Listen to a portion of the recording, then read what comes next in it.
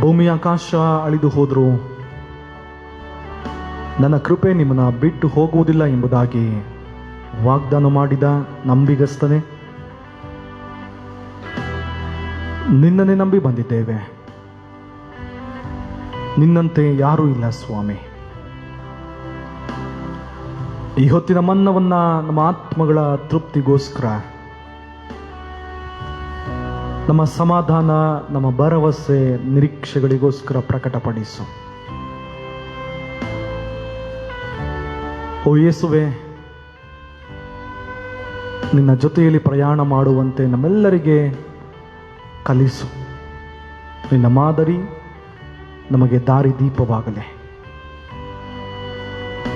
ನಿನ್ನ ನುಡಿಗಳನ್ನು ಈ ಹೊತ್ತಲು ನಾವು ಕೇಳಿಸಿಕೊಳ್ಳುವಂತೆ ಪರಿಶುದ್ಧಾತ್ಮನ ಮೂಲಕ ನಮ್ಮ ಸಂಗಡಿಗನಾಗಿದ್ದು ನಮ್ಮನ್ನು ಬಲಪಡಿಸಬೇಕೆಂದು ಯೇಸುವಿನ ನಾಮದಲ್ಲಿ ಬೇಡಿದ್ದೇವೆ ಪರಲೋಕದ ಕರ್ತನೆ, ಆಮೆನ್. ಕ್ರಿಸ್ತನ ಅತಿ ಪರಿಶುದ್ಧವಾದಂಥ ಹೆಸರಲ್ಲಿ ಬುಧವಾರದ ಸಂಜೆಯ ಈ ಪ್ರಸನ್ನತೆಯ ವೇಳೆಯಲ್ಲಿ ನಿಮ್ಮೆಲ್ಲರನ್ನ ಕರ್ತನ ನಾಮದಲ್ಲಿ ಸ್ವಾಗತ ಮಾಡ್ತೇನೆ. ನಿಮ್ಮೆಲ್ಲರಿಗೆ ದೇವರ ಮೂಲಕವಾಗಿ ಶುಭವು, ಕೃಪೆಯು, ಆತನ ವಾಗ್ದಾನವು, ಆರೋಗ್ಯವು, ಉತ್ತರಗಳು ತಕ್ಕ ಕಾಲಗಳಲ್ಲಿ ತಕ್ಕ ಸಮಯದಲ್ಲಿ ದೇವರ ಚಿತ್ತದಂತೆ ಹರಿದು ಬರಲಿ ಎಂಬುದಾಗಿ ಪ್ರಾರ್ಥನೆ ಮಾಡುವನಾಗಿದ್ದೇನೆ. ಈ ಹೊತ್ತಿನ ಗಳಿಗೆಯಲ್ಲಿ ಕರ್ತನು ನಮ್ಮ ಮಧ್ಯದಲ್ಲಿದ್ದು ಇಲ್ಲಿಯವರೆಗೂ ನಮ್ಮನ್ನು ಪ್ರಾರ್ಥನೆ ಹಾಡುಗಳಲ್ಲಿ ನಡೆಸಿದ್ದಾನೆ. ನಿಮ್ಮ ಪ್ರಾರ್ಥನೆಗಳು ಕರ್ತನಿಗೆ ಕೇಳಿಸಿದೆ. ನಿಮ್ಮ ಪ್ರಾರ್ಥನೆಗಳು ನೆರವೇರಬೇಕಾದರೆ ಕರ್ತನ ವಾಕ್ಯ ಏನು ಹೇಳುತ್ತದೆ ಎಂಬುದನ್ನು ಈ ಹೊತ್ತು ನೀವು ಗಂಭೀರವಾಗಿ ಹೃದಯದ ಕಿವಿಗಳಿಂದ ಕೇಳಿಸಿಕೊಳ್ಳಬೇಕಾಗಿದೆ. ಮತ್ತಾಯನು ಬರೆದಂಥ ಸುವಾರ್ತೆ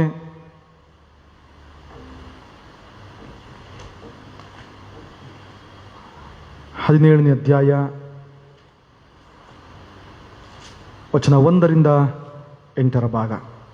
ಮತ್ತಾಯನು ಬರೆದಂಥ ಸುವಾರ್ತೆ 17ನೇ ಅಧ್ಯಾಯದ ವಚನ 1ರಿಂದ 8ರ ಭಾಗ.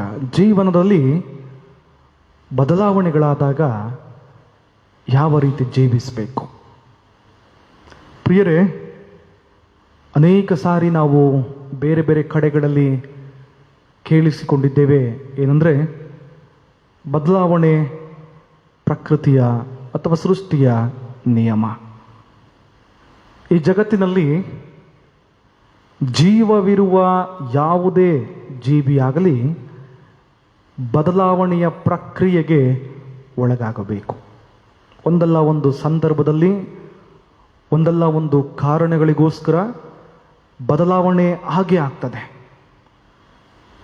ಬದಲಾವಣೆಯ ನಿಯಮಗಳಿಗೆ ನಾವು ಒಳಪಟ್ಟು ಜೀವಿಸಬೇಕು. ಪ್ರಿಯರೇ, ಯಾರು ಕೂಡ ನಾನು ತಟಸ್ಥವಾಗಿರ್ತೇನೆ, ಇದ್ದಂಥ ಸ್ಥಿತಿಯಲ್ಲೇ ಇರ್ತೇನೆ, ನಾನು ಹೇಗೆ ಆಲೋಚನೆ ಮಾಡಿದ್ದೇನೋ ಅದೇ ರೀತಿ ಜೀವಿಸ್ತೇನೆ ಎನ್ನುವ ಹಾಗಿಲ್ಲ.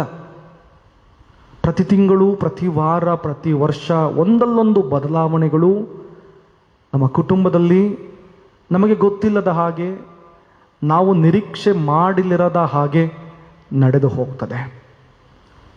ಪ್ರಿಯರೇ, ಮಾನವರ ಬದುಕಿನಲ್ಲಿ ಸಂದರ್ಭಕ್ಕೆ ತಕ್ಕಂತೆ, ಪರಿಸ್ಥಿತಿಗಳಿಗೆ ತಕ್ಕಂತೆ ಹೊಂದಾಣಿಕೆ ಮಾಡಿಕೊಂಡು ಮುಂದೆ ಹೋಗುವಂಥದ್ದು ಅವಶ್ಯಕ, ಇನ್ನು ಅನೇಕ ಸಾರಿ ಅನಿವಾರ್ಯ.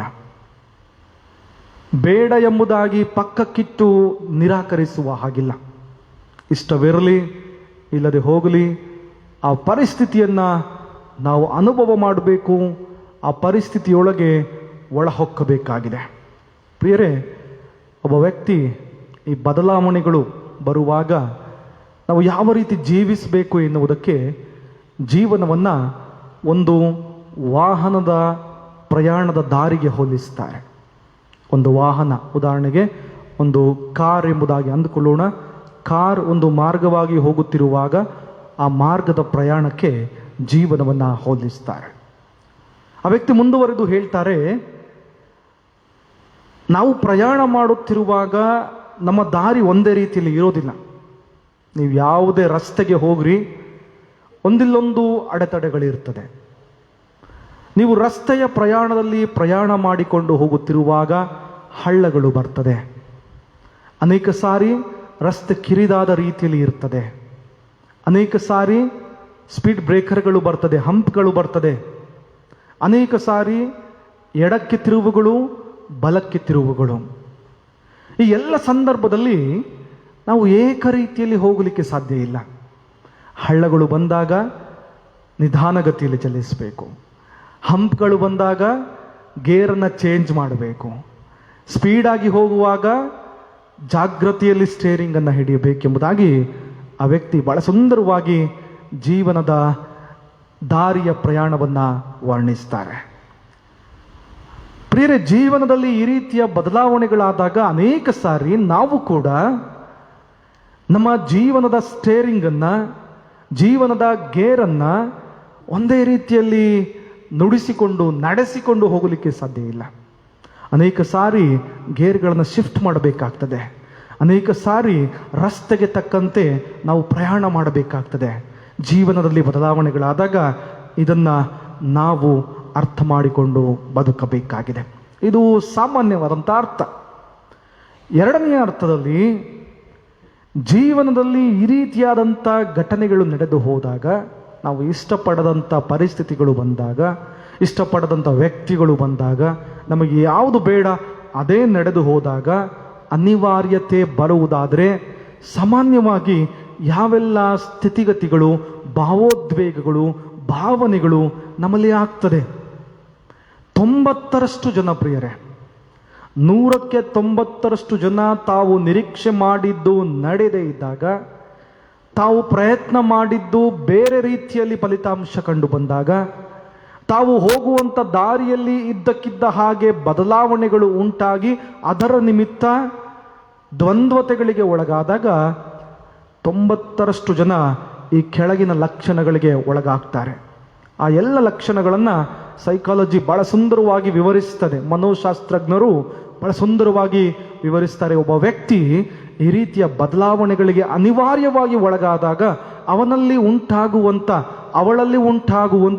ಕೆಲವೊಂದು ಸಾಮಾನ್ಯವಾದ ಭಾವನೆಗಳು ಯಾವುದಂದ್ರೆ, ಬದಲಿಸುವಂಥ ಅನೇಕ ಪ್ರಯತ್ನಗಳನ್ನು ಮಾಡುವಂಥದ್ದು. ಮೊದಲನೇದಾಗಿ, ಒಂದು ಘಟನೆ ನಡೆದಿರ್ತದೆ, ಆ ಘಟನೆಯನ್ನು ಹೇಗಾದರೂ ಮಾಡಿ ಬದಲಿಸಬೇಕು, ಅದನ್ನು ನನಗೆ ಬೇಡ, ಅದರ ನಿಮಿತ್ತವಾಗಿ ನನಗೆ ಬೇಸರ ಆಗ್ತದೆ, ಅದರ ನಿಮಿತ್ತವಾಗಿ ನನ್ನ ಸಮಾಧಾನ ಹಾಳಾಗ್ತದೆ, ಎಷ್ಟು ಖರ್ಚಾದರೂ ಪರವಾಗಿಲ್ಲ, ಎಲ್ಲಿ ಹೋದರೂ ಪರವಾಗಿಲ್ಲ, ಯಾವ ಪ್ರಯತ್ನಗಳನ್ನು ಮಾಡಿದರೂ ಪರವಾಗಿಲ್ಲ, ಈ ಘಟನೆ ಬದಲಾವಣೆಯಾಗಬೇಕು, ಈ ಘಟನೆ ದೂರ ಹೋಗಬೇಕು, ಬದಲಾವಣೆಗಳನ್ನು ಮಾಡಲು ಪ್ರಯತ್ನಿಸ್ತಾರಂತೆ. ಎರಡನೇದಾಗಿ, ಇನ್ನೂ ಅನೇಕ ಜನರು ನಿರಾಶೆಯಿಂದ ತಲೆಗಳ ಮೇಲೆ ಕೈ ಹೊತ್ತು ಕುಳಿತುಕೊಳ್ತಾರಂತೆ. ಯಾಕೆ ಈ ರೀತಿಯಾಗಿ ಆಯಿತು, ಯಾಕೆ ಈ ರೀತಿಯಾದಂಥ ಘಟನೆ ಬಂತು, ಯಾಕೆ ಈ ರೀತಿಯಾದ ಮರಣ ಆಯಿತು, ಯಾಕೆ ಸೋಲುಂಟಾಯಿತು, ಯಾಕೆ ಅಪಜಯ ಉಂಟಾಯಿತು, ಅವಮಾನ ಉಂಟಾಯಿತು ಎಂಬುದಾಗಿ ಆಲೋಚನೆ ಮಾಡುತ್ತಾ ತಲೆಗಳ ಮೇಲೆ ಕೈಯನ್ನು ಹೊಳೆತು ಚಿಂತಾಕ್ರಾಂತರಾಗ್ತಾರೆ ಎಂಬುದಾಗಿ ಎರಡನೇ ಲಕ್ಷಣ ಹೇಳ್ತದೆ.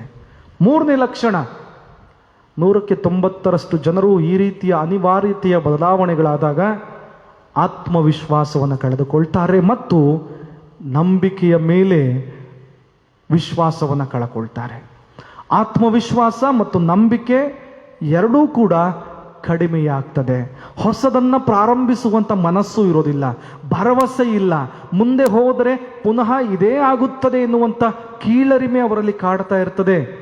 ನಾಲ್ಕನೇದಾಗಿ, ಇಷ್ಟಪಡದ, ನಿರೀಕ್ಷೆ ಮಾಡದ ಬದಲಾವಣೆಗಳು ಉಂಟಾದಾಗ 90ರಷ್ಟು ಜನ ಮೋಸ ಹೋಗುತ್ತಾರೆ, ಅನ್ಯ ಮಾರ್ಗಗಳ ಮೊರೆ ಹೋಗುತ್ತಾರೆ. ಪ್ರೀತಿಯುಳ್ಳ ಸಹೋದರ ಸಹೋದರಿಯರೇ, ಬಹುತೇಕ ಮಂದಿ ಸಮಾಜದಲ್ಲಿ ಇಂದಿನ ಪರಿಸ್ಥಿತಿಗಳಲ್ಲಿ ತಮಗೆ ಬಂದಂಥ ಪರಿಸ್ಥಿತಿಗಳನ್ನು, ಘಟನೆಗಳನ್ನು, ಆದಂಥ ವಿಷಯಗಳನ್ನು ತಾವೇ ಬದಲಿಸುವಂಥ ನಿಮಿತ್ತದಲ್ಲಿ ಅನ್ಯ ಮಾರ್ಗಗಳನ್ನು ಹಿಡಿಯುತ್ತಾರೆ.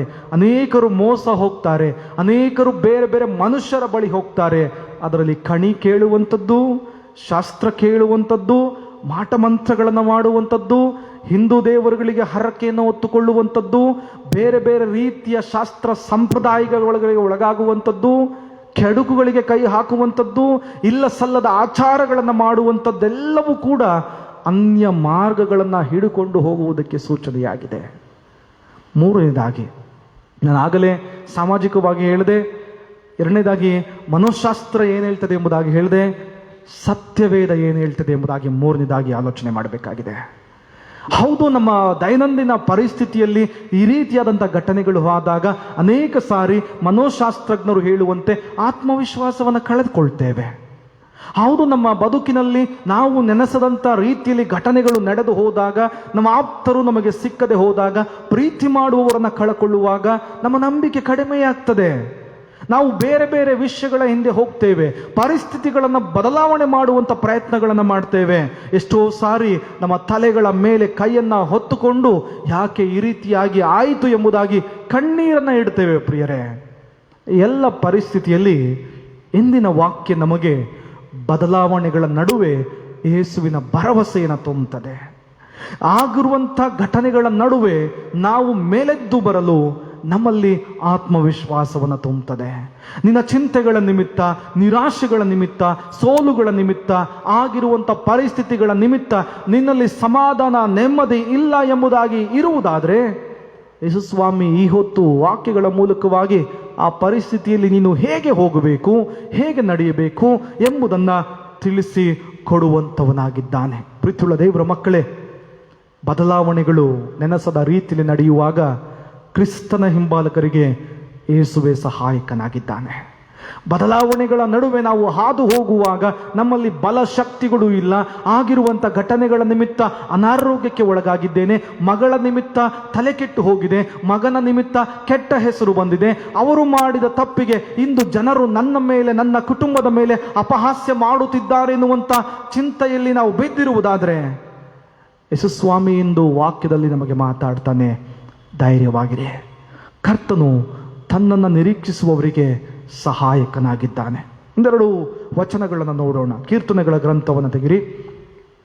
ಕೀರ್ತನೆಗಳ ಗ್ರಂಥ 68ನೇ ಕೀರ್ತನೆ ವಚನ 5 ಮತ್ತು 6 ಗಮನಿಸ್ರಿ. ಕೀರ್ತನೆಗಳ ಗ್ರಂಥ 68, 5 ಮತ್ತು 6ನೇ ವಚನ. ಪರಿಶುದ್ಧ ವಾಸಸ್ಥಾನದಲ್ಲಿರುವ ದೇವರು ದಿಕ್ಕಿಲ್ಲದವರಿಗೆ ತಂದೆಯು, ವಿಧವೆಯರಿಗೆ ಸಹಾಯಕನೂ ಆಗಿದ್ದಾನೆ. ಗಮನಿಸ್ರಿ, ಒಬ್ಬಂಟಿಗರನ್ನ ಸಂಸಾರಿಕರಾಗುವಂತೆ ಮಾಡುತ್ತಾನೆ, ಸೆರೆಯಲ್ಲಿರುವವರನ್ನು ಬಿಡಿಸಿ ಸುಖಾವಸ್ಥೆಗೆ ತರುತ್ತಾನೆ. ದ್ರೋಹಿಗಳಾದರೂ ಮರುಭೂಮಿಯಲ್ಲಿ ಉಳಿಯಬೇಕಾಗುವುದು. ಕರ್ತನು ವಿಧವೆಯರಿಗೆ, ದಿಕ್ಕಿಲ್ಲದವರಿಗೆ, ಒಬ್ಬಂಟಿಗರಿಗೆ, ಸೆರೆಯಲ್ಲಿರುವವರಿಗೆ ಯಾವ ರೀತಿ ಸಹಾಯ ಮಾಡುತ್ತಾನೆಂಬುದನ್ನು ಬಹಳ ಸುಂದರವಾಗಿ ವರ್ಣಿಸಲಾಗಿದೆ.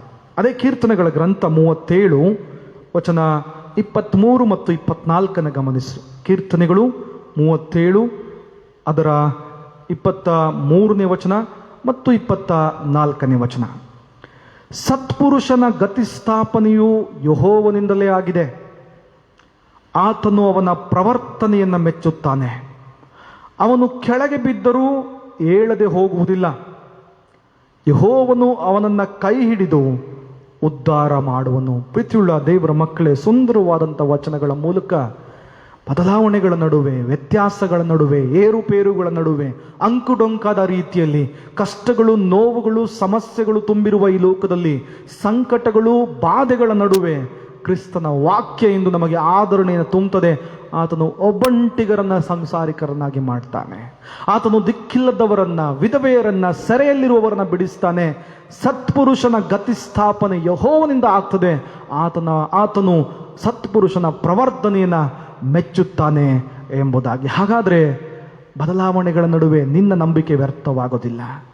ಬದಲಾವಣೆಗಳ ನಡುವೆ, ಸಂಕಷ್ಟಗಳ ನಡುವೆ ಯೇಸುವನ್ನ ನಂಬುತ್ತಿರುವ, ವಿಶ್ವಾಸವಿಟ್ಟಿರುವ, ಹಿಂಬಾಲಿಸುತ್ತಿರುವಂಥ ನಿನ್ನ ನಂಬಿಕೆ ವ್ಯರ್ಥವಾಗೋದಿಲ್ಲ. ಪ್ರೀತಿಯುಳ್ಳ ದೇವರ ಮಕ್ಕಳೇ, ಮತ್ತಾಯನ ಸುವಾರ್ತೆಯ 17ನೇ ಅಧ್ಯಾಯದ 1ರಿಂದ 8 ವಚನಗಳು ಈ ಬದಲಾವಣೆಯನ್ನ ನೋಡಿದಂಥ ಶಿಷ್ಯರಿಗೆ, ಅವರ ಮನಸ್ಸಿನಲ್ಲಿ ಆದಂಥ ಭಾವನೆಗಳಿಗೆ, ಅವರಲ್ಲಿ ಬಂದಂಥ ಆಲೋಚನೆಗಳಿಗೆ ಬಹಳ ಸುಂದರವಾದಂಥ ರೀತಿಯಲ್ಲಿ ಉತ್ತರವನ್ನು ಕೊಡುತ್ತದೆ. ಗಮನಿಸ್ರಿ, 17ನೇ ಅಧ್ಯಾಯವನ್ನು ಓದೋಕ್ಕಿಂತ ಮುಂಚೆ 16ನೇ ಅಧ್ಯಾಯವನ್ನು ನೀವು ಸಂಕ್ಷಿಪ್ತವಾಗಿ ನೋಡುವುದಾದರೆ, 16ನೇ ಅಧ್ಯಾಯದಲ್ಲಿ ಯೇಸು ಫಿಲಿಪ್ಪನ ಕೈಸರಿಯ ಪಟ್ಟಣದಲ್ಲಿ ಎಲ್ಲ ಶಿಷ್ಯರುಗಳನ್ನ, ಅಲ್ಲಿದ್ದಂಥ ಜನರುಗಳನ್ನ ಉದ್ದೇಶಿಸಿ ಮಾತನಾಡುತ್ತಾ 2 ಪ್ರಶ್ನೆಗಳನ್ನು ಕೇಳ್ತಾನೆ. ಮೊದಲು, ಜನರು ನನ್ನನ್ನ ಯಾರನ್ನುತ್ತಾರೆ? ಎರಡನೇದಾಗಿ ಶಿಷ್ಯರಿಗೆ ಕೇಳ್ತಾನೆ, ನೀವು ನನ್ನನ್ನು ಯಾರನ್ನುತ್ತೀರಿ? ಪ್ರಿಯರೇ, ಪೇತ್ರ ಅದ್ಭುತವಾದ ರೀತಿಯಲ್ಲಿ ಉತ್ತರವನ್ನು ಕೊಡ್ತಾನೆ, ನೀನು ಬರಬೇಕಾದಂಥ ಮೆಸ್ಸಿಯ ಸ್ವಾಮಿ ಅವನ ಉತ್ತರವನ್ನು ಮೆಚ್ಚಿ ಹೇಳ್ತಾನೆ, ಪೇತ್ರನೇ, ನೀನು ಬಂಡೆ, ನಿನ್ನ ಮೇಲೆ ನಾನು ಸಭೆಯನ್ನು ಕಟ್ತೇನೆ, ಪರಲೋಕದ ಬೀಗದ ಕೈಯನ್ನು ನಿನಗೆ ಕೊಡ್ತೇನೆ ಎಂಬುದಾಗಿ ಹೇಳ್ತಾನೆ. ಈ ಘಟನೆಯಾಗಿ 6 ದಿವಸಗಳಾದ ಮೇಲೆ, ದೇವರ ವಾಕ್ಯ ಹೇಳ್ತದೆ 17ನೇ ಅಧ್ಯಾಯದ 1 ವಚನಗಳು, 6 ದಿವಸಗಳಾದ ಮೇಲೆ ಯೇಸು ಈಗ ಬೆಟ್ಟಕ್ಕೆ ಬಂದಿದ್ದಾನೆ. ತನ್ನ ಆಪ್ತ 3 ಶಿಷ್ಯರನ್ನ ಈಗ ತನ್ನೊಟ್ಟಿಗೆ ಕರಕೊಂಡು ಬಂದಿದ್ದಾನೆ.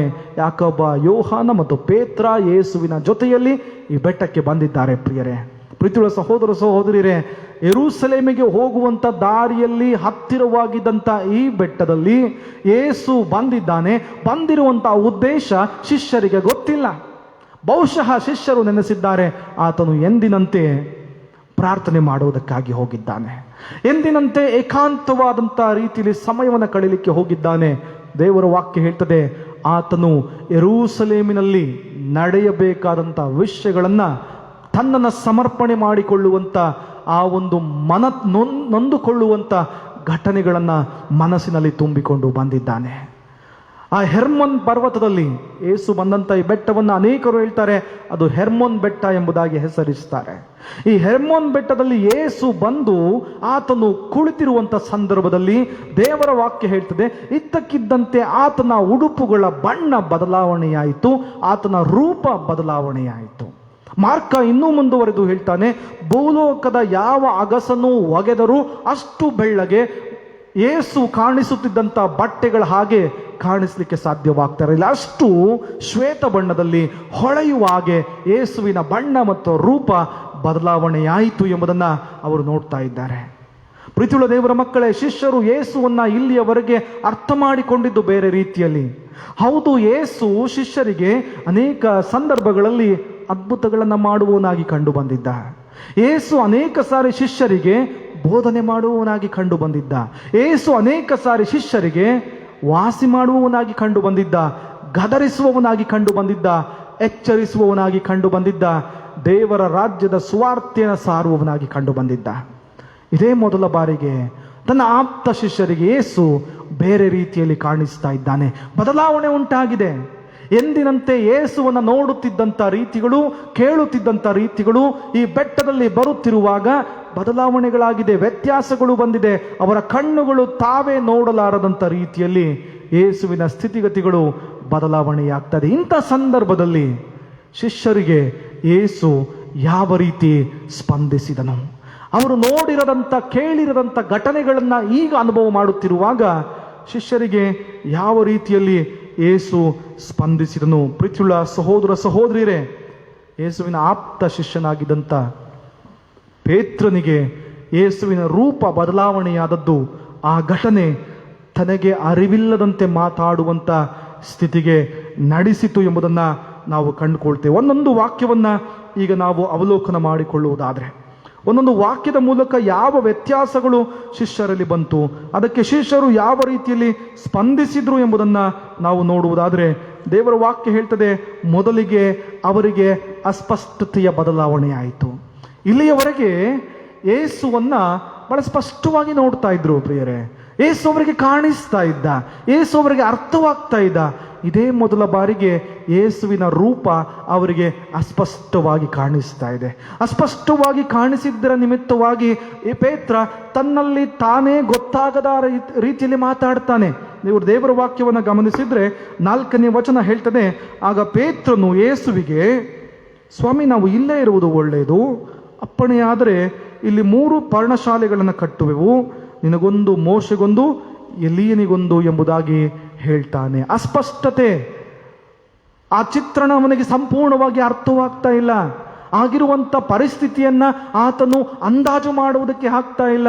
ನಾನು ನೋಡುತ್ತಾ ಇರುವಂಥದ್ದು ಏನು? ಯೇಸು ನಿಜಕ್ಕೂ ಯಾರಾಗಿದ್ದಾನೆ? ಯೇಸುವಿನ ಸಂಗಡ ಮಾತಾಡುತ್ತಿರುವಂಥ ಎಲಿಯ ಮತ್ತು ಮೋಶೆ ಯಾಕೆ ಬಂದಿದ್ದಾರೆ? ಈ 3 ವ್ಯಕ್ತಿಗಳು ಏನು ಸಂಭಾಷಣೆ ಮಾಡ್ತಾ ಇದ್ದಾರೆ? ಇದು ಅವರಿಗೆ ಗೊತ್ತಾಗಲಿಲ್ಲ ಪ್ರಿಯರೇ.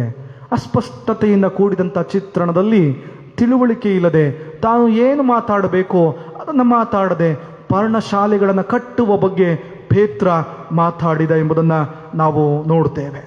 ಇಂಥ ವ್ಯತ್ಯಾಸವಾದಂಥ ಸಂದರ್ಭದಲ್ಲಿ ದೇವರ ವಾಕ್ಯ ಹೇಳ್ತದೆ, ಯೇಸು ಮತ್ತು ತಂದೆಯಾದ ದೇವರು ತನ್ನ ವಾಕ್ಯಗಳ ಮೂಲಕವಾಗಿ, ಮಾತುಗಳ ಮೂಲಕವಾಗಿ ಮೂವರು ಶಿಷ್ಯರನ್ನ ಸಂತೈಸಿದ್ರು, ಧೈರ್ಯಪಡಿಸಿದ್ರು, ಅವರ ಬದಲಾವಣೆಯ ಪರಿಸ್ಥಿತಿಯಲ್ಲಿ ಅವರಿಗೆ ಮಾರ್ಗದರ್ಶನ ಮಾಡಿದ್ರು, ಮುಂದೆ ಹೋಗುವ ದಾರಿಯನ್ನು ತೋರಿಸಿದ್ರು, ಅವರಿಗೆ ಬೇಕಾದಂಥ ಸಹಾಯದ ಹಸ್ತವನ್ನು ಚಾಚಿದ್ರು ಎಂಬುದನ್ನು ಗಮನಿಸ್ತೇವೆ. ಪ್ರಿಯರೇ, ದೇವರ ವಾಕ್ಯ ಹೇಳ್ತದೆ 5ನೇ ವಚನದಲ್ಲಿ, ಹೀಗೆ ಪೇತ್ರ ಹೇಳುತ್ತಿರುವಾಗ, ತನಗೆ ಗೊತ್ತಿಲ್ಲದ ಹಾಗೆ ತಾನೇ ಮಾತಾಡುತ್ತಿರುವಾಗ ಕಾಂತಿಯುಳ್ಳ ಮೋಡವು ಅವರ ಮೇಲೆ ಕವಿಯಿತು. ಯೇಸು ಸ್ವಾಮಿ ದೇವರ ವಾಕ್ಯದ ಮೂಲಕವಾಗಿ ಇಂದು ನಮಗೆ ಮೊದಲನೇದಾಗಿ ಹೇಳ್ತಾ ಇದ್ದಾನೆ, ಜೀವನದಲ್ಲಿ ಬದಲಾವಣೆಗಳು ನೆನೆಸದ ರೀತಿಯಲ್ಲಿ, ಇಷ್ಟಪಡದ ರೀತಿಯಲ್ಲಿ ನಡೆಯುತ್ತಿರುವುದಾದರೆ ನಿಮಗದು ಬಹಳ ಬೇಸರಿಕೆಯನ್ನು ತಂದಿದೆ, ಮುಜುಗರವನ್ನು ತಂದಿದೆ, ಅದರ ನಿಮಿತ್ತವಾಗಿ ಸಾಕಷ್ಟು ನೊಂದಿದ್ದೀರಾ ಅಥವಾ ಬೆಂದು ಹೋಗಿದ್ದೀರಾ ಎಂಬುದಾಗಿ ಅಂದುಕೊಳ್ಳುತ್ತಿರುವಾಗಲೇ ದೇವರ ವಾಕ್ಯ ಹೇಳ್ತದೆ, ಕಾಂತಿಯುಳ್ಳ ಮೋಡ ಅಸ್ಪಷ್ಟತೆಯಲ್ಲಿದ್ದಂಥ ಶಿಷ್ಯರ ಮೇಲೆ ಕವಿಯಿತು. ಸ್ವಾಮಿ ಇಂದು ಈ ಆಶೀರ್ವಾದವನ್ನು ನಮಗೆ ಕೊಡಲಿಕ್ಕಿದ್ದಾನೆ. ನಮ್ಮ ಬದಲಾವಣೆಯ ಪರಿಸ್ಥಿತಿಯಲ್ಲಿ ಆತನು ಪವಿತ್ರಾತ್ಮನ ರೂಪದಲ್ಲಿ ನಮ್ಮನ್ನ ಆತನು ಸಹಾಯವಾಗಿ ನಡೆಸುವಂತವನಾಗಿದ್ದಾನೆ. ಯೋಹಾನನು ಬರೆದಂಥ ಸುವಾರ್ತೆಯನ್ನು ತೆಗಿರಿ. ಯೋಹಾನನು ಬರೆದಂಥ ಸುವಾರ್ತೆ 14ನೇ ಅಧ್ಯಾಯದ ವಚನ 17 ಗಮನಿಸಿರಿ. ಯೋಹಾನನ ಸುವಾರ್ತೆ 14ನೇ ಅಧ್ಯಾಯದ 17ನೇ ವಚನ ಹೇಳ್ತದೆ, ಆ ಸಹಾಯಕನು ಯಾರೆಂದರೆ ಸತ್ಯದ ಆತ್ಮನೇ, ಲೋಕವು ಆತನನ್ನ ನೋಡದೆಯೂ ತಿಳಿಯದೆಯೂ ಇರುವುದರಿಂದ ಆತನನ್ನು ಹೊಂದಲಾರದು, ನೀವು ಆತನನ್ನ ಬಲ್ಲಿರಿ. ದೇವರ ವಾಕ್ಯ ಹೇಳ್ತಾ ಇದೆ ಪ್ರಿಯರೇ, ನಿಮ್ಮ ಬದಲಾವಣೆಗಳ ನಡುವೆ, ನಿಮ್ಮ ಸಂಕಷ್ಟಗಳ ನಡುವೆ ನೀವು ಇನ್ನೂ ಕೂಡ ಸದ್ಭಕ್ತರಾಗಿ ಜೀವನ ಮಾಡುತ್ತಿರುವುದಾದರೆ, ಇನ್ನೂ ದೇವರ ನಂಬಿಕೆಯಲ್ಲೇ ಜೀವಿಸುತ್ತಿರುವುದಾದರೆ, ನಿಮ್ಮ ಬಲಹೀನತೆಯಲ್ಲಿ ಪವಿತ್ರಾತ್ಮನನ್ನ ದೇವರು ಕಳುಹಿಸಿಕೊಳ್ತಾನೆ. ದೇವರು ಕಳುಹಿಸಿಕೊಡುವಾಗ ನೀವು ಆತನನ್ನ ಬಲ್ಲಿರಿ, ಆತನ ಗುರುತು ನಿಮಗೆ ಗೊತ್ತಾಗ್ತದೆ. ಮುಂದುವರೆದು ವಾಕ್ಯ ಹೇಳ್ತದೆ, ಹೇಗಂದ್ರೆ ನಿಮ್ಮ ಬಳಿಯಲ್ಲಿ ವಾಸ ಮಾಡ್ತಾನೆ, ನಿಮ್ಮೊಳಗೆ ಇರ್ತಾನೆ. ಬದಲಾವಣೆಗಳ ನಡುವೆ, ವ್ಯತ್ಯಾಸಗಳ ನಡುವೆ ಇರುವಂಥ ಪರಿಸ್ಥಿತಿ ಭಾರವಾಗಿದೆ ಎಂಬುದಾಗಿ ಚಿಂತೆಯಿಂದ ತಲೆಯ ಮೇಲೆ ಕೈಗಳನ್ನು ಹೊತ್ತು ಕುಳಿತಿರುವವರಿಗೆ ದೇವರ ವಾಕ್ಯ ಹೇಳ್ತದೆ, ಕಾಂತಿಯುಳ್ಳ ಮೋಡ ಹೇಗೆ ಶಿಷ್ಯರನ್ನ ಸುತ್ತುವರೆಯಿತೋ ಅದೇ ರೀತಿ ಇಂದು ನಮ್ಮ ಪರಿಸ್ಥಿತಿಗಳಲ್ಲಿ ದೇವರು ಆತ್ಮನನ್ನು ಕಳುಹಿಸಿಕೊಡ್ತಾನೆ. ಸತ್ಯದ ಆತ್ಮನು ನಮ್ಮ ಬಳಿಯಲ್ಲೇ ಇರ್ತಾನೆ, ನಮ್ಮೊಳಗೆ ವಾಸ ಮಾಡ್ತಾನೆ. ಎರಡನೇದಾಗಿ ಪ್ರಿಯರೇ, ದೇವರ ವಾಕ್ಯ ನಮ್ಮ ಬದಲಾವಣೆಯ ಪರಿಸ್ಥಿತಿಯಲ್ಲಿ ಅದರಿಂದ ಹೊರಗೆ ಬರಲು ಎರಡನೆಯ ವಾಕ್ಯವನ್ನು ಹೇಳ್ತದೆ. ದೇವರ ವಾಕ್ಯ ಹೇಳ್ತದೆ 5ನೇ ಅಧ್ಯಾಯದ 5ನೇ ವಚನದ ಮುಂದಿನ ವಾಕ್ಯ, ಇದಲ್ಲದೆ ಆ ಮೋಡದೊಳಗಿಂದ, ಕಾಂತಿಯುಳ್ಳ ಮೋಡದೊಳಗಿಂದ, ಈತನು ಪ್ರಿಯನಾಗಿರುವ ನನ್ನ ಮಗನು, ಈತನನ್ನ ನಾನು ಮೆಚ್ಚಿದ್ದೇನೆ, ಈತನ ಮಾತನ್ನ ಕೇಳಿರಿ ಎಂಬ ಆಕಾಶವಾಣಿಯಾಯಿತು. ಹಾಗಾದರೆ ಇಂದು ನಮ್ಮ ಮುಂದೆ ಇರುವಂಥ ದೊಡ್ಡ ಸವಾಲುಗಳಿಗೆ ಉತ್ತರ ಏನು? ಇಂದು ನಮ್ಮನ್ನು ಕಾಡುತ್ತಿರುವಂಥ ಸಮಸ್ಯೆಗಳಿಗೆ ಉತ್ತರ ಏನು? ಇಂದು ನಾವು ಮಕ್ಕಳ ಬಗ್ಗೆ ಅಂದುಕೊಳ್ಳುತ್ತಿರುವಂಥ ವಿಷಯಗಳಿಗೆ ಉತ್ತರ ಏನು? ಇಂದು ನಮ್ಮ ಕೆಲಸಗಳ ಬಗ್ಗೆ ಅಂದುಕೊಳ್ಳುತ್ತಿರುವಂಥ ವಿಷಯಗಳಿಗೆ ಉತ್ತರ ಏನು? ಇಂದು ನಮ್ಮನ್ನು ವಿಧ ವಿಧವಾದ ರೀತಿಯಲ್ಲಿ ಬಾಧಿಸುತ್ತಿರುವಂಥ ಸಮಸ್ಯೆಗಳಿಗೆ ಉತ್ತರ ಏನು? ದೇವರ ವಾಕ್ಯ ಹೇಳ್ತಾ ಇದೆ, ಈ ಎಲ್ಲ ಸಮಸ್ಯೆಗಳಿಗೆ ಒಂದೇ ಉತ್ತರ, ಈತನ ಮಾತನ್ನ ಕೇಳಿರಿ. Listen to him. ಆತನ ಮಾತನ್ನ ಕೇಳ್ರಿ, ಸ್ವಾಮಿಯ ಮಾತನ್ನ ಕೇಳ್ರಿ, ಬದಲಾವಣೆಗಳಾಗ್ತದೆ. ಸ್ವಾಮಿಯ ಮಾತನ್ನ ಕೇಳಿ ನಡೆಯಿರಿ, ಕರ್ತನು ನೀವು ನಿರೀಕ್ಷೆ ಮಾಡುವುದನ್ನು ಒದಗಿಸಿಕೊಡ್ತಾನೆ. ಸ್ವಾಮಿಯ ಮಾತನ್ನ ಕೇಳ್ರಿ, ಅದ್ಭುತಗಳಾಗ್ತದೆ. ಪ್ರೀತಿಯುಳ್ಳ ದೇವರ ಮಕ್ಕಳೇ, ಕಾಂತಿಯುಳ್ಳ ಮೋಡ ಕವಿಯುವಂತೆ, ಕಾಂತಿಯುಳ್ಳ ಮೋಡ ಪವಿತ್ರಾತ್ಮನ ರೂಪದಲ್ಲಿ ನಮ್ಮ ಮೇಲೆ ಬರುವಂತೆ ಮತ್ತು ಆಕಾಶವಾಣಿಯಿಂದ ಯೇಸುವಿನ ಮಾತನ್ನ ಕೇಳುವಂತೆ ದೇವರ ವಾಕ್ಯ ನಮಗೆ ಹೇಳ್ತಾ ಇದೆ. ಮೂರನೇದಾಗಿ ನಾವು ಏನು ಮಾಡ್ಬೇಕು? ಹಾಗಾದ್ರೆ ದೇವರ ವಾಕ್ಯ ಬಹಳ ಹತ್ತಿರದ ಸಂಬಂಧವನ್ನು ನಮಗೆ ಹೇಳ್ತಾ ಇದೆ. ಅನೇಕ ಸಾರಿ ಕಾಂತಿಯುಳ್ಳ ಮೋಡ ಬರುವುದಕ್ಕಿಂತ ಮುಂಚೆ ಈತನ ಮಾತನ್ನ ಕೇಳಿರಿ ಎಂಬುದಾಗಿ ಪ್ರಸಂಗಗಳ ಮೂಲಕವಾಗಿ, ಪ್ರಾರ್ಥನೆಗಳ ಮೂಲಕವಾಗಿ ಸದುತ್ತರಗಳು ಬರುವುದಕ್ಕಿಂತ ಮುಂಚೆ ಆಗಿರುವಂಥ ಘಟನೆಗಳಿಂದ ನಾವು ಹೇಗೆ ಬೀಳ್ತೇವೆ? ದೇವರ ವಾಕ್ಯ ಹೇಳ್ತದೆ, ಗಮನಿಸ್ರಿ 6ನೇ ವಚನವನ್ನ. ಶಿಷ್ಯರು ಇದನ್ನ ಕೇಳಿ ಬಹಳವಾಗಿ ಹೆದರಿ ಬೋರಲು ಬಿದ್ದರು. ಬಹಳವಾಗಿ ಹೆದರಿಕೊಂಡ್ರು, ಬೋರಲು ಬಿದ್ದರು. ಮಕ್ಕಾಡೆ ಮಲಗಿದ್ರು, ಸಾಷ್ಟಾಂಗ ಮಲಗಿದ್ರು, ಅಂಗಾತ ಮಲಗಿದ್ರು. ಪ್ರೀತಿಯುಳ್ಳ ಸಹೋದರ ಸಹೋದರಿಯರೇ, ಇಂದು ನಿನ್ನ ಸಮಸ್ಯೆ, ನಿನ್ನ ಕುಟುಂಬದಲ್ಲಿರುವಂಥ ವಿಷಯಗಳು, ನಿನ್ನ ಸುತ್ತಮುತ್ತಲೂ ನಡೆಯುತ್ತಿರುವಂಥ ಘಟನೆಗಳು ನಿನ್ನನ್ನು ಹೆದರಿಕೊಳ್ಳುವಂತೆ ಮಾಡಿದೀಯಾ? ನಿನ್ನನ್ನು ಬೋರಲು ಬೀಳುವ ಹಾಗೆ ಮಾಡಿದೀಯಾ? ನಿನ್ನ ವಿಷಯಗಳ ನಿಮಿತ್ತವಾಗಿ ನೀನು ಸಂಪೂರ್ಣವಾಗಿ ಕೆಳಗೆ ಬಿದ್ದಿದ್ದೀಯಾ? ಶಿಷ್ಯರು ಕೆಳಗೆ ಬಿದ್ದರು ಎಂಬುದಾಗಿ ನೋಡ್ತೇವೆ. ಅವರು ಬೋರಲು ಬಿದ್ದರು. ಬೋರಲು ಬೀಳುವಾಗ ಅವರ ಪರಿಸ್ಥಿತಿಗಳು ನಿಜಕ್ಕೂ ಕಷ್ಟಕರವಾಗಿತ್ತು. ಇಂದು ನಿನ್ನ ಪರಿಸ್ಥಿತಿ ಬೋರಲು ಬೀಳುವಂತೆ ಮಾಡಿದ್ರೆ, ಇಂದು ನೀನು ಹೆದರಿಕೊಂಡಿದ್ರೆ, ಇಂದು ಚಿಂತೆಯುಳ್ಳವರಾಗಿದ್ದರೆ, ಇಂದು ನೀವು ಮನೋವ್ಯಥೆಯಿಂದ ತುಂಬಿರುವುದಾದರೆ, ಬೋರಲು ಬಿದ್ದಿರುವ ಸ್ಥಿತಿಯಲ್ಲಿ ಏಸು ನಿಮ್ಮನ್ನ ಮೇಲೆ ಕೆತ್ತುತ್ತಾನೆ. ಗಮನಿಸ್ರಿ, ಶಿಷ್ಯರು ಬಹಳವಾಗಿ ಹೆದರಿ ಬೋರಲು ಬಿದ್ರು. ಆದರೆ 7ನೇ ವಚನ ಹೇಳ್ತದೆ, ಗಮನಿಸ್ರಿ, ಆದರೆ ಏಸು ಹತ್ತಿರಕ್ಕೆ ಬಂದು ಅವರನ್ನ ಮುಟ್ಟಿ, ಏಳಿರಿ, ಹೆದರಬೇಡ್ರಿ ಎಂದ ಶ್ರೇಷ್ಠವಾದಂಥ ವಾಕ್ಯಗಳನ್ನು ನಾವು ಗಮನಿಸ್ತಾ ಇದ್ದೇವೆ. ಏಸು ಅವರ ಹತ್ತಿರಕ್ಕೆ ಬಂದನು, ಅವರನ್ನು ಮುಟ್ಟಿದನು, ಅವರನ್ನ ಏಳಿರಿ ಎಂಬುದಾಗಿ ಹೇಳಿದನು, ಹೆದರಬೇಡ್ರಿ ಎಂಬುದಾಗಿ ಹೇಳಿದನು. ಪ್ರೀತಿಯುಳ್ಳ ದೇವರ ಮಕ್ಕಳೇ, ಸತ್ಯವೇದ ಈ ದಿನ ಈ ಬದಲಾವಣೆಗಳ ಪರಿಸ್ಥಿತಿಯಲ್ಲಿ, ಚಿಂತೆ ವ್ಯಥೆಗಳ ದಾರಿಯಲ್ಲಿ, ನಾವು ಜೀವನದ ಪ್ರಯಾಣದಲ್ಲಿ ಹೋಗುವಾಗ ಹೇಗೆ ಅಂಕು ಡೊಂಕುಗಳು ಬರ್ತದೆ, ತಿರುವುಗಳು ಬರ್ತದೆ, ದಿಬ್ಬ ಹಳ್ಳಗಳು ಬರ್ತದೆ, ಹೇಗೆ ನಮ್ಮ ವಾಹನವನ್ನು ನಿಭಾಯಿಸ್ತೇವೋ, ಸ್ವಾಮಿ ನನ್ನನ್ನು ಮತ್ತು ನಿಮ್ಮನ್ನು ನಿಭಾಯಿಸಲು ಶಕ್ತನಾಗಿದ್ದಾನೆ. ಬೋರಲು ಬಿದ್ದರೂ ಪರವಾಗಿಲ್ಲ, ಹೆದರಿಕೊಂಡರೂ ಪರವಾಗಿಲ್ಲ, ಇನ್ನೂ ನೀವು ನಂಬಿಕೆಯಲ್ಲಿ ಉಳಿಯುವಂಥದ್ದು ಅಗತ್ಯವಾಗಿ ಬೇಕಾಗಿದೆ. ಸೈತಾನನ ಉರುಳುಗಳನ್ನು ಒಡ್ಡಿ ನಿಮ್ಮನ್ನ ಪ್ರತಿನಿತ್ಯ ಕಾಲುಗಳಿಗೆ ಹಗ್ಗವನ್ನು ಕಟ್ಟಿ ಎಳೆದು ಬೀಳಿಸುತ್ತಾ ಇದ್ರು, ಚಿಂತೆ ಇಲ್ಲ. ನಿಮ್ಮ ವಿಶ್ವಾಸವನ್ನು ಉಳಿಸಿಕೊಳ್ಳ್ರಿ, ನಿಮ್ಮ ವಿಶ್ವಾಸಗಳನ್ನು ಹಾಗೆ ಬಿಗಿಯಾಗಿ ಹಿಡಿದಿಟ್ಟುಕೊಳ್ಳ್ರಿ. ಕ್ರಿಸ್ತನ ಮೇಲಿಟ್ಟಿರುವಂಥ ನಿಮ್ಮ ನಂಬಿಕೆಗಳನ್ನು ಹಾಗೆ ಇಟ್ಟುಕೊಳ್ಳ್ರಿ. ಸ್ವಾಮಿ ಬೋರಲು ಬಿದ್ದಿರುವಾಗ ನಿಮ್ಮ ಹತ್ತಿರಕ್ಕೆ ಬರ್ತಾನೆ. ನೀವೇನು ಸ್ವಾಮಿಯ ಬಳಿಗೆ ಹೋಗಬೇಕಾಗಿಲ್ಲ. ದೇವರ ವಾಕ್ಯ ಹೇಳ್ತದೆ, ಪರಲೋಕದ ಕರ್ತನು, ದೈವಿಕವಾದಂಥ ಕರ್ತನು ಪರಲೋಕದಿಂದ ಇಳಿದು ನಿಮ್ಮ ಬಳಿಗೆ ಬರ್ತಾನೆ. ಶಿಷ್ಯರು ಬೋರಲು ಬಿದ್ದಿದ್ದಾಗ ಏಸು ಅವರ ಹತ್ತಿರಕ್ಕೆ ಬಂದನು, ಅವರನ್ನು ಮುಟ್ಟಿದನು, ಹೆದರಬೇಡ್ರಿ ಎಂಬುದಾಗಿ ಹೇಳಿದನು, ಗೆಟಪ್, ಏಳಿರಿ ಎಂಬುದಾಗಿ ಹೇಳಿದನು ಎಂಬುದಾಗಿ ಗಮನಿಸ್ತಾ ಇದ್ದೇವೆ. ಪ್ರೀತಿಯುಳ್ಳ ಸಹೋದರ ಸಹೋದರಿಯರೇ, ಸುಂದರವಾದಂಥ ವಾಕ್ಯಗಳನ್ನು ನಾವೀಗ ಕೇಳಿಸಿಕೊಳ್ತಾ ಇದ್ದೇವೆ. ಏನು ಮಾಡಬೇಕು? ಈ ರೀತಿಯಾದಂಥ ಬದಲಾವಣೆಗಳ ಪರಿಸ್ಥಿತಿಯಲ್ಲಿ ಏನು ಮಾಡಬೇಕು? ಯೇಸು ಸ್ವಾಮಿ ಹೇಳ್ತಾನೆ, ನನ್ನ ಮಾತನ್ನು ಕೇಳ್ರಿ, ನನ್ನ ಮಾತನ್ನು ಕೇಳ್ರಿ. ನೀವು ನನ್ನ ಮಾತನ್ನು ಕೇಳುವುದಾದರೆ ನಾನು ಪವಿತ್ರಾತ್ಮನನ್ನು ಕಳಿಸಿಕೊಟ್ಟಿದ್ದೇನೆ. ಆ ಪವಿತ್ರಾತ್ಮನು ನಿಮ್ಮ ಬಳಿಗೆ ಬರ್ತಾನೆ. ಹೇಗೆ ಕಾಂತಿಯುಳ್ಳ ಮೋಡ ಆವರಿಸ್ತದೋ ಪವಿತ್ರಾತ್ಮನ ಆವರಿಸಿಕೊಳ್ತಾನೆ. ನೀವು ಬೋರಲು ಬಿದ್ದರೂ ಪರವಾಗಿಲ್ಲ, ನಾನು ನಿಮ್ಮ ಹತ್ತಿರಕ್ಕೆ ಬರ್ತೇನೆ, ಮುಟ್ಟುತ್ತೇನೆ, ನಿಮ್ಮನ್ನು ಸಂತೈಸ್ತೇನೆ, ಧೈರ್ಯಪಡಿಸ್ತೇನೆ. ಹಾಗಾದರೆ ನಮ್ಮ ಇಂದಿನ ಜೀವನದ ಪ್ರಯಾಣದ ದಾರಿಯಲ್ಲಿ ನಾವು ಮುಂದೆ ಮುಂದೆ ಹೋಗುವಾಗ ನಾವು ಗಟ್ಟಿಯಾಗಿ ಹೇಳೋಣ, ನಾನು ಯೇಸು ಸ್ವಾಮಿಯನ್ನು ಹೊಂದಿಕೊಂಡಿದ್ದೇನೆ, ನಾನು ಯೇಸು ಸ್ವಾಮಿಯನ್ನು ಹಿಡಿದಿಟ್ಟುಕೊಂಡಿದ್ದೇನೆ. ಸ್ವಾಮಿ ನನಗಿರುವಂಥ ಎಲ್ಲವುಗಳನ್ನು ನೀಗಿಸುವುದಕ್ಕೆ ಶಕ್ತನಾಗಿದ್ದಾನೆ. ಕರ್ತನ ಮೇಲೆ ನಂಬಿಕೆ ಇಟ್ಟಿರುವುದರಿಂದ ನನ್ನನ್ನು ಅಲುಗಾಡಿಸುವಂಥ ಯಾವುದೇ ಶಕ್ತಿಗಳು, ಘಟನೆಗಳು, ವ್ಯತ್ಯಾಸಗಳು, ಬದಲಾವಣೆಗಳು, ದುರಾತ್ಮನ ಕಾರ್ಯಗಳು ಸಂಭವಿಸಿದ್ರು ಕ್ರಿಸ್ತನ ನಿಮಿತ್ತ ನಾನು ಎಲ್ಲವನ್ನ ಗೆಲ್ತೇನೆ, ಕ್ರಿಸ್ತನ ನಿಮಿತ್ತ ಎಲ್ಲವನ್ನ ನಿಭಾಯಿಸ್ತೇನೆ, ಕ್ರಿಸ್ತನ ನಿಮಿತ್ತ ಎಲ್ಲವನ್ನ ನಿಯಂತ್ರಿಸ್ತೇನೆ. ನನಗಿರುವಂಥ ಕಷ್ಟಗಳ ನಿಮಿತ್ತ ಹೆದರಿಕೊಂಡು ಓಡಿ ಹೋಗುವವನಲ್ಲ. ನನಗಿರುವಂಥ ಕಷ್ಟಗಳ ನಿಮಿತ್ತ ಹೆದರಿಕೊಂಡು ಆತ್ಮಹತ್ಯೆ ಮಾಡಿಕೊಳ್ಳುವಂಥ ಹೇಡಿಗಳು ನಾವಲ್ಲ. ದೇವರು ನಮಗೆ ಕೊಟ್ಟಿರುವಂಥ ಆತ್ಮ, ಬಲ, ಶಿಕ್ಷಣಗಳ ಆತ್ಮ, ಅದು ಹೇಡಿತನದ ಆತ್ಮವಲ್ಲ. ಆದುದರಿಂದ ಯೇಸು ನಿಮ್ಮ ಬಳಿಗೆ ಬಂದು ಸಂತೈಸುವವರೆಗೆ, ಯೇಸು ನಿಮ್ಮ ಬಳಿಗೆ ಬಂದು ಮುಟ್ಟುವವರೆಗೆ, ಯೇಸು ನಿಮ್ಮ ಬಳಿಗೆ ಬಂದು ಏಳಿರಿ ಎಂಬುದಾಗಿ ಹೇಳುವವರೆಗೆ ನಿಮ್ಮ ನಂಬಿಕೆಯನ್ನು ಬಿಗಿಯಾಗಿಟ್ಟುಕೊಳ್ಳ್ರಿ. ನಿಮ್ಮ ನಂಬಿಕೆ ನಿಮ್ಮನ್ನು ಸ್ವಸ್ಥ ಮಾಡ್ತದೆ. ನಿಮ್ಮ ನಂಬಿಕೆ ನಿಮಗೆ ಬಿಡುಗಡೆಯನ್ನು ಕೊಡ್ತದೆ. ನಿಮ್ಮ ನಂಬಿಕೆಯ ಪ್ರಯಾಣಕ್ಕೆ ಸ್ವಾಮಿ ಬಹುಮಾನ, ಪ್ರತಿಫಲವನ್ನು ಕೊಡ್ತಾನೆ. ಪ್ರಾರ್ಥನೆ ಮಾಡೋಣ. ಕರುಣೆಯುಳ್ಳ ಕರ್ತನೇ, ನಿನ್ನ ವಾಕ್ಯಗಳಿಗಾಗಿ ಸ್ತೋತ್ರ ಸ್ವಾಮಿ. ನಿನ್ನ ಕೃಪೆಯಿಂದ, ನಿನ್ನ ಆಶೀರ್ವಾದದಿಂದ ಈ ಹೊತ್ತಿನ ದಿನದಲ್ಲಿ ನಿನ್ನ ವಾಕ್ಯಗಳನ್ನು ಧ್ಯಾನ ಮಾಡಲಿಕ್ಕೆ ಸಾಧ್ಯವಾಗಿದೆ. ಬದಲಾವಣೆಗಳ ನಡುವೆ, ಚಿಂತೆಗಳ ನಡುವೆ, ವ್ಯಸನಗಳ ನಡುವೆ, ಸೋಲುಗಳ ನಡುವೆ ನಿನ್ನ ಮಾತನ್ನು ಕೇಳುತ್ತಾ ನಿನ್ನ ಸ್ಪರ್ಶಕ್ಕಾಗಿ ಎದುರು ನೋಡುತ್ತೇವೆ. ವಾಕ್ಯದ ಮೂಲಕವಾಗಿ ನೊಂದಿರುವಂಥ ಎಲ್ಲ ಆತ್ಮಗಳನ್ನು ಸಂತೈಸಿ ನಿನ್ನ ನಾಮದ ಮಹಿಮೆಯಲ್ಲಿ ಉಪಯೋಗ ಮಾಡಬೇಕೆಂದು ಯೇಸುವಿನ ನಾಮದಲ್ಲಿ ಬೇಡಿ ಹೊಂದಿದ್ದೇವೆ ನಮ್ಮ ಕರ್ತನೇ. ಆಮೆನ್.